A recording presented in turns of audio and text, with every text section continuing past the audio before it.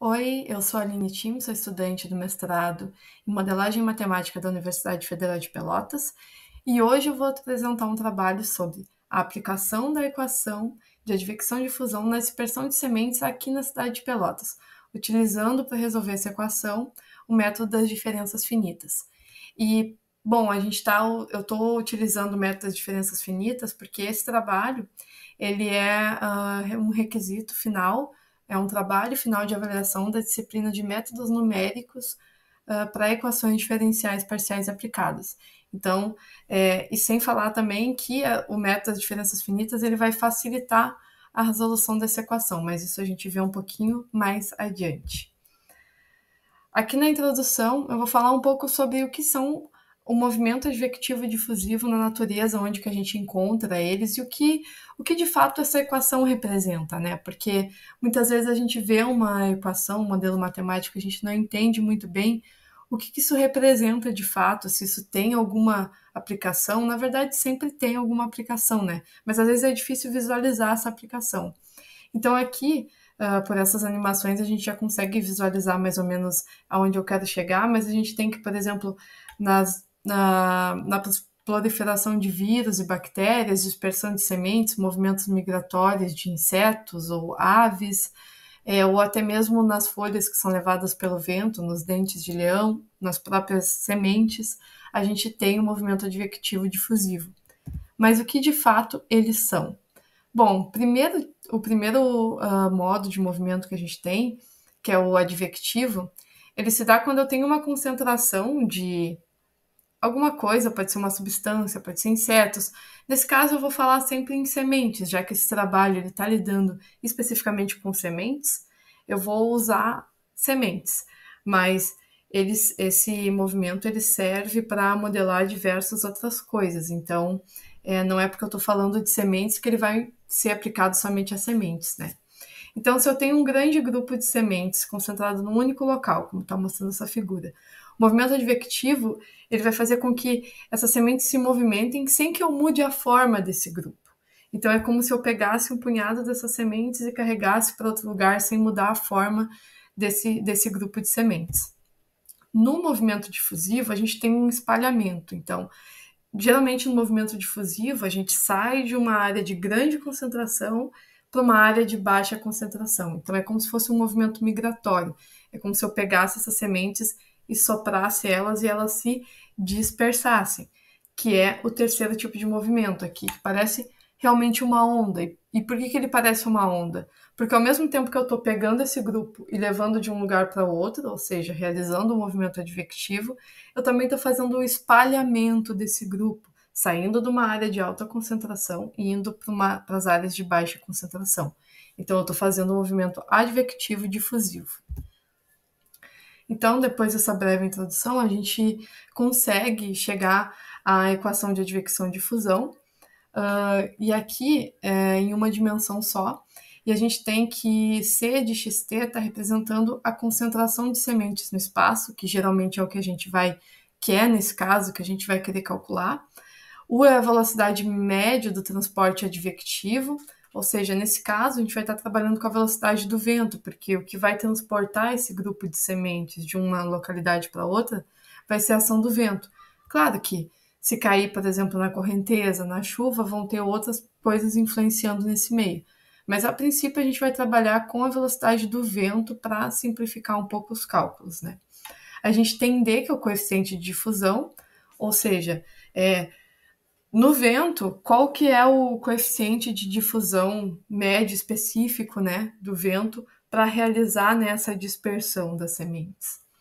A gente tem também a derivada parcial de C com relação a T, que é a variação temporal da concentração. A gente tem o gradiente espacial devido à advecção e a taxa de dispersão devido à difusão. Então, aqui a gente vai já trazer para a aplicação específica. Nessa aplicação específica, a gente vai considerar o seguinte aqui.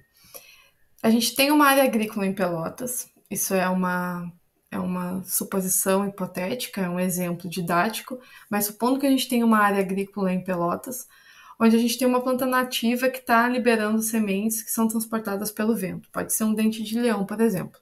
Nosso objetivo aqui vai ser prever a dispersão dessas sementes em um espaço unidimensional X ao longo do tempo T, para, por exemplo, a gente conseguir aplicar isso na prática, planejando as áreas de plantio para evitar o crescimento em regiões indesejadas.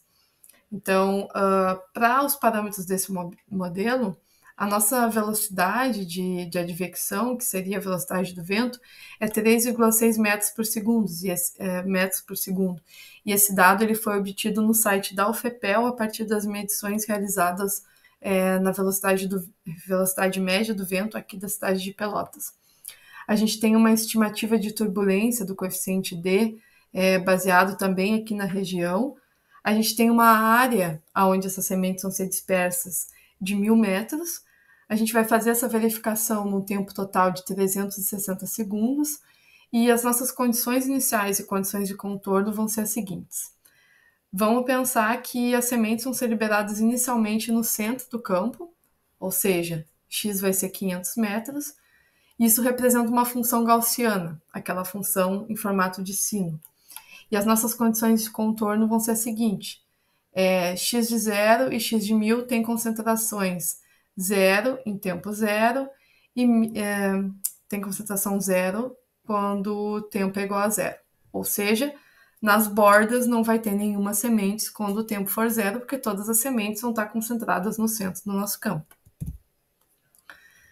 Então, vamos começar a aplicar o método das diferenças finitas para resolver esse problema. O primeiro passo para a gente resolver é aplicar o método das diferenças nas derivadas. Então, para a derivada parcial com relação ao tempo, a nossa aproximação vai ser dada pela diferença progressiva. Então, a gente vai obter, conforme está sendo mostrado aqui nesse cardzinho, a gente vai obter que a derivada parcial de C com relação a T vai ser CI n mais 1 mais CIN sobre ΔT. Agora, para a segunda derivada espacial, a diferença vai ser usada a diferença central, o método de diferença central, obtendo essa seguinte aproximação. E para a nossa derivada espacial, a gente vai usar a diferença retrocedida. Então, o que o método das diferenças finitas ela faz, né? Ela vai fazer uma discretização do nosso domínio e vai subdividir tudo em pequenos intervalos. A gente vai pegar o nosso espaço e subdividir em pequenos intervalos espaciais, vai pegar o tempo e subdividir em pequenos espaços de tempo, e dessa forma a gente vai conseguir aproximar Cn mais 1, que é a concentração de sementes no espaço total. Então, agora o que a gente faz? A gente vai pegar a nossa equação principal, essa daqui, e a gente vai substituir com as aproximações que a gente encontrou aqui. Obtendo a equação número 6. A gente tem também uma estabilidade para o método, né, para evitar que numericamente ele se torne instável. Por exemplo, velocidades muito grandes de vento, tempos muito longos, ou um espaço muito grande pode acabar, ou muito pequeno, pode acabar interferindo nesse cálculo, né? Então, aplicando as condições de contorno e sabendo que a função, que a condição inicial é uma função gaussiana centrada em x igual a 500, a gente consegue chegar na equação 8 e a gente consegue, a partir dessa substituição que a gente encontrou na equação 6, criar um código em Python que vai resolver numericamente, utilizando as substituições que a gente fez com o método das diferenças finitas. A gente vai conseguir criar esse código que vai resolver numericamente e nos dá os gráficos que representam o perfil de dispersão dessas sementes nessa área. Então, aqui a gente tem o código em Python. Provavelmente não vai dar para ver o vídeo, ler as linhas de códigos no vídeo, né? Mas esse é o código que foi criado, aqui no vídeo está mostrando. E agora, na sequência, o código vai ser rodado e ele vai apresentar o gráfico. Então, acho que é agora que o código vai rodar. Eu espero que o vídeo não tenha travado. Eu acho que travou. Na verdade, eu acho que ele não mostrou o gráfico, mas o gráfico eu tenho aqui é esse daqui. Então aqui a gente tem um gráfico de, perdão pelo gráfico, eu acho que não, na hora de gravar a tela ele não deve ter gravado o plot do gráfico, mas felizmente eu tinha salvo e adicionado o gráfico na apresentação. E tá aqui esse gráfico, e o que, que ele nos mostra? Justamente essa gaussiana, que é o primeiro perfil azul escuro aqui, que seria a concentração total das sementes no centro do campo. E conforme o tempo vai passando, a gente consegue notar nitidamente os dois fenômenos que foram citados, né? Ao mesmo tempo que essa curva gaussiana ela se desloca, ou seja, ela realiza um movimento advectivo, o vento carrega as sementes, ela também sofre um achatamento, ou seja, ela vai se dispersando. Bom, e como conclusões, eu trouxe algumas perguntas a serem respondidas, né? A primeira delas, se esse trabalho atingiu os objetivos que se propôs, e eu acredito que sim, afinal de contas ele conseguiu resolver e aplicar a uma situação real aqui da cidade, mostrando como ocorreria a dispersão dessas sementes, graficamente, se fosse realizado esse teste. Claro, novamente, não levando em consideração, por exemplo, a umidade do ar, chuva, que seriam fatores que complicariam um pouco a realização desses cálculos. Mas, de modo geral, sim, esse código conseguiu representar muito bem a dispersão das sementes. Os dados eles podem ser verificados pelo modelo, então são dados confiáveis. E o próprio gráfico que ele gera é facilmente verificável, afinal de contas, é nítida que houve aqui um movimento advectivo difusivo ao longo do tempo.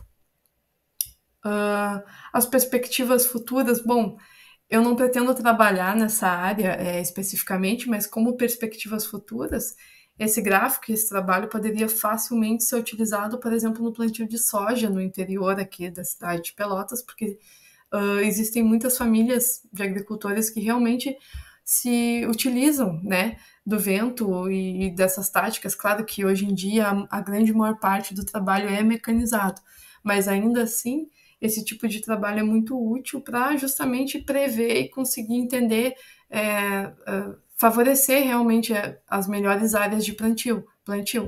Claro que para isso também precisaria ser levado em consideração a direção do vento, né? E isso também inclui aonde que esses resultados podem ser aplicados. Aqui, aqui ficou um erro de digitação, não seria apresentados e sim aplicados. Todas as referências utilizadas nesse trabalho estão nesse link aqui disponibilizado. E além disso, esse link também ele também carrega, né, o artigo original, e no artigo original todas as equações e resoluções estão mais detalhadas, inclusive o código em Python está disponibilizado na versão final desse artigo. Então, agradeço a atenção, espero que esse vídeo tenha sido satisfatório e tenha ajudado a entender um pouco melhor sobre como a gente consegue utilizar o método das diferenças finitas para resolver esse tipo de equação e como que a gente consegue utilizar também os métodos numéricos para resolver esse tipo de problema e aplicar na prática. Obrigada e tchau, tchau.